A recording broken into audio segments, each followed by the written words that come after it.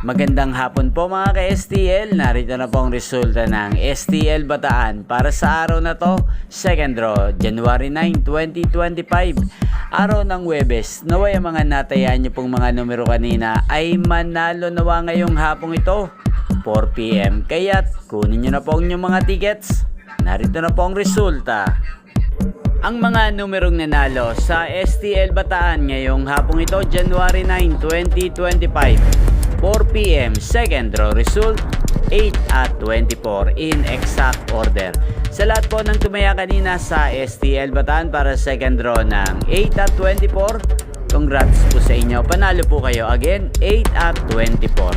At ngayong hapong ito sa STL Bataan, natin pong i-shoutout si Ate Ether ng Bataan. Shoutout po sa iyo Ate Ether, naway nasa mabuti ka pong kalagayan. At sa lahat po ng mga taga Bataan dyan, shoutout po sa inyo, naway nasa mabuti rin po kayong kalagayan.